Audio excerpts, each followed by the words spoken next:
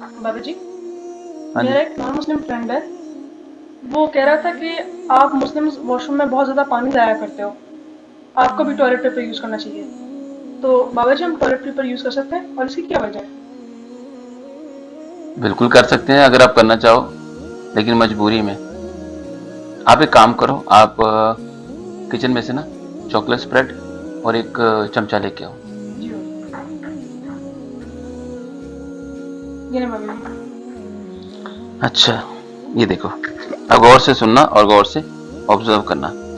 ये, चलो मैं आपको अपने बाजू दिखाओ, ये दिखाओ। ठीक है, जी। क्या है ये? ये चॉकलेट। चॉकलेट है। ठीक है, आप एक काम करो, ये टिश्यू के साथ एक को साफ करो। करो, साफ करो।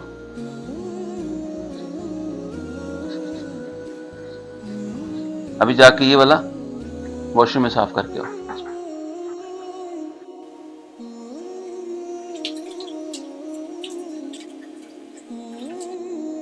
अच्छा, आप बताओ मुझे, कौन सा बेहतर साफ हो गया? ये वाला बाबा जी। पानी वाला? जी। और दूसरे में क्या प्रॉब्लम है? वो भी तो साफ लग रहे भाई थोड़ा सा साफ लग रहा है, लेकिन इसमें आवाजारी भी हो रही है और थोड़ा सा रहता भी है। हैं, रह जाता है। जी।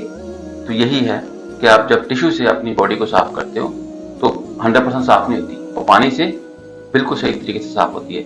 और वैसे भी इस्लाम में कहा गया कि सफाई निस्फ ईमान है। और रही पानी ज़ाया करने की बात, पानी दुनिया में इतना है कि हम सारी जिंदगी क़यामत तक इस्तेमाल भी करते रहेंगे, पानी खत्म नहीं होगा। ये इंसान है जो उसको प्रॉपर मैनेज नहीं करता। जी बाबा जी। ठीक है, इस वजह से हम अपनी बॉडी को पानी से साफ करते हैं। जी बाबा जी। ठीक है, जी। अभी नेक्स्ट टाइम उनको अच्छे से बताना कि क्यों मुस्लिम्स पानी से अपनी बॉडी को साफ करते हैं, पेपर या टिश्यू पेपर या टॉयलेट पेपर इस्तेमाल क्यों नहीं करते। जी बाबा ओके, जी। चला।